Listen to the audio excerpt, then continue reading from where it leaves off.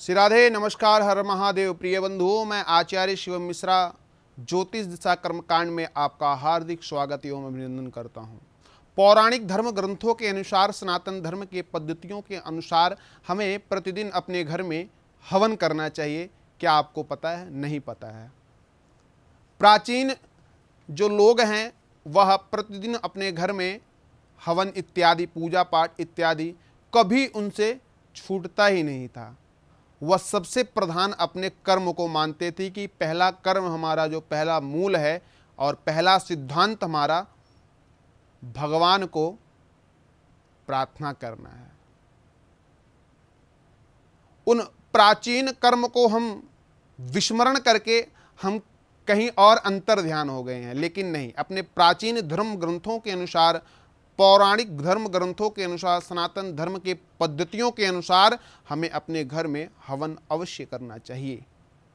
और वह हवन कैसे करना चाहिए, किन विधियों से करना चाहिए, किन मंत्रों से करना चाहिए, आज मैं आपको एक एक करके सभी चीजें से अवगत कराऊंगा।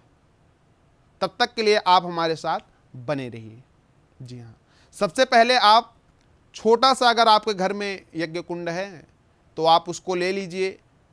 3 त्रिधा वाली पत्तियों से आपको हवन करना चाहिए। अब आप समझे नहीं होंगे 3 त्रिधा, 3 परिधि। आप कहेंगे 3 परिधि क्यों होना चाहिए? क्योंकि वो 3 परिधियों में किसका वास होता है? भगवान ब्रह्मा, भगवान विष्णु और भगवान शिव का वास होता है 3 परिधियों में। इसलिए 3 परिधियों वाले ही यज्ञ कुंड में आपको हवन करना चाहिए। वो भी कब? ब्रह्म मुहूर्त वेला में। ब्रह्म मुहूर्त कब से प्रारंभ होता है? 3:30 बजे से। जब तक सूर्य भगवान उगते नहीं है तब तक हमारा ब्रह्म मुहूर्त वेला होता है।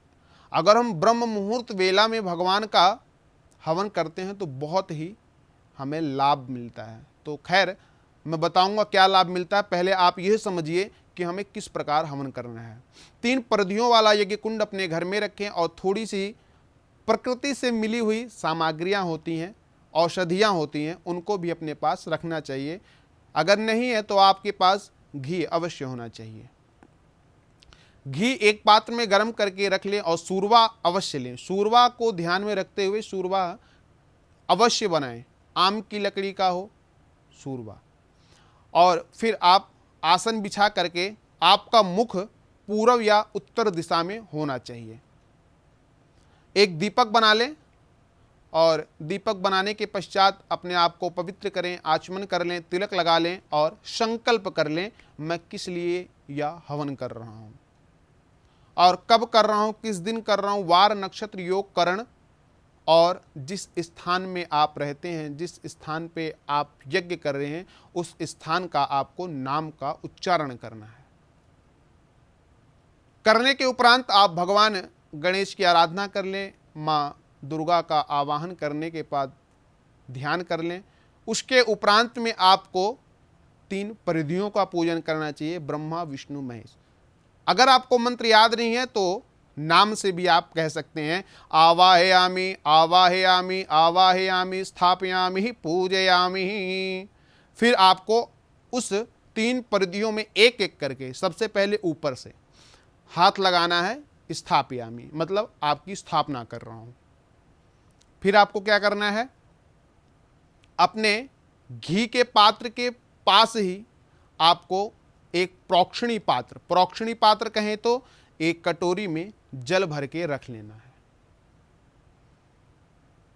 उसके उपरांत में सबसे पहले आपको फिर यज्ञ कुंड में थोड़ा सा जल छिड़कना है, शुद्धि करनी है। फिर आपको अग्नि प्रज्वलित करना है। अग्नि का भी ध्यान नहीं जानते हैं तो ओम अग्नि देवताभ्यो नमः आवाहयामि स्थापयामि पूजयामि, इस प्रकार अग्नि स्थापित करें। फिर समिधा लगाएं आम की। लकड़ी का उच्चारण नहीं करना है। लकड़ी का उच्चारण तब किया जाता है जब किसी व्यक्ति की मृत्यु हो जाती है, उसको लकड़ी अर्पण करते हैं। हमें समिधा का उच्चारण करना है क्योंकि हम ब्रह्म कर्म के लिए हम यह हवन कर रहे हैं। बहुत ही निषेध माना जाता है। अगर हम किसी शब्द का उच्चारण कहीं और प्रयुक्त करते हैं तो हमें ध्यान रखना चाहिए कि हमें किस समय, किस जगह, किस शब्द का उच्चारण करना है। संविधा का उच्चारण करना है आपको। फिर आपको अग्नि प्रज्वलित करने के उपरांत संविधा लगानी है। संविधा लगाने के उपरांत में आपको सूरवा इन 3 अंगुलियों से पकड़नी है। 3 अंगुलियों के द्वारा पकड़ करके आप यज्ञ में थोड़ा सा घी, यज्ञ में थोड़ा सा घी प्रोक्षणी पात्र में, जो आपके पास जल भर के रखा हुआ है, 5 बार उसमें छोड़िए। आप मंत्र नहीं जानते हैं, कोई बात नहीं, सभी देवी देवताओं का ध्यान करके, सृष्टि का ध्यान करके, अग्नि, वायु, काल, सभी का ध्यान करते हुए 5 आहुति आपको उस यज्ञ में छोड़ करके आप प्रोक्षणी पात्र में छोड़िए। फिर आप यज्ञ प्रारंभ करिए। अब कहेंगे यज्ञ प्रारंभ करें, लेकिन मंत्र का उच्चारण कैसे करें? समस्या तो यही है ना। कोई बात नहीं, गायत्री मंत्र आप सभी लोग जानते हैं, ओम नमो भगवते वासुदेवाय सभी लोग जानते हैं, और कितने लोग तो श्री सूक्त भी जानते हैं। श्री सूक्त कहें तो मां लक्ष्मी के मंत्रों के द्वारा हवन करना बहुत ही आवश्यक है। वैसे आप लोग प्रयास करें, कठिन नहीं है, बहुत ही सरल है। अगर आप श्री सूक्त के द्वारा हवन करते हैं तो आपके पास लक्ष्मी का कभी अभाव नहीं रहेगा। जिस लक्ष्मी के पीछे हम नित्य प्रतिदिन घर से बाहर जाते हैं, भागते हैं, इधर उधर परेशान होते हैं, श्री सूक्त के द्वारा अगर आप हवन करते हैं तो आपको लक्ष्मी के लिए भागना नहीं पड़ेगा, बस आपको थोड़ा सा समय देना पड़ेगा। लक्ष्मी खुद चल करके आपके पास आएंगी, ये समझ लीजिए। चलिए, उसके उपरांत में आप गायत्री मंत्र के द्वारा 21 बार 108 बार आहुति प्रदान कर सकते हैं। लेकिन याद रहे, गायत्री मंत्र का उच्चारण मुख से बाहर नहीं, जिह्वा, अपनी जीभ को हिलाना नहीं है, मन में ही बोल करके स्वाहा शब्द का उच्चारण करना है। अब कहेंगे आप स्वाहा ही शब्द का उच्चारण क्यों करना है? स्वाहा और स्वधा, यज्ञ नारायण भगवान की पत्नी है। स्वाहा ब्रह्म कर्म में उच्चारण होती है, और स्वधा जब हम पितरों के लिए यज्ञ करते हैं तब स्वधा का उच्चारण करना चाहिए।